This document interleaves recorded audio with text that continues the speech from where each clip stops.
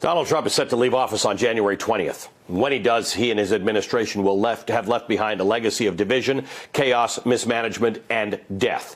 The effects of the Trump administration's disdain for expertise and its penchant for wishful thinking or conspiracy theories over facts and actual solutions has become yet more evident this year. America is the richest nation on the planet, in many ways the envy of the world, and yet we have allowed more than 17 million people to become infected and more than 300,000 people to die from coronavirus. America is about 4% of the world's population, yet we account for nearly 19% of the global COVID deaths.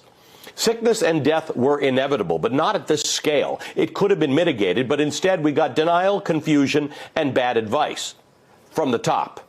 America's handling of this pandemic is a failure of our government at its highest levels and should be investigated.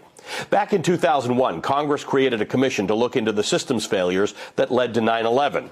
The result was a change to our security protocols and in some ways our way of life to make sure that never happens again.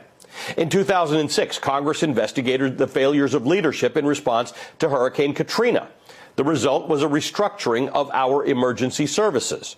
In 2010, the government launched an investigation into the BP Deepwater Horizon explosion and worked to hold oil companies accountable to prevent a spill like that from ever happening again.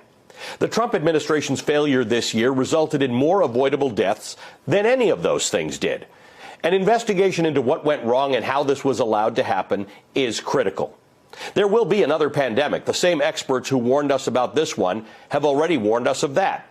We need assurances that a president can't lie to us and can't silence experts, let alone critics. We need assurances that when a vaccine becomes available, our government buys as much of it as they can. And when there are shortages in personal protective equipment, our leaders work to make sure we get the safety equipment we need. And we need to know that when thousands of our fellow Americans are being forced into unemployment or going hungry or dying, our leaders can be compelled to come together and help us. The vaccines are out. There's no doubt that was a success, but it does not offset 10 months of lies and mismanagement or the tens of thousands who didn't have to die. The stench of failure will never leave this administration, but America deserves to know how to ensure that the deadly mistakes Donald Trump made are never allowed to happen again.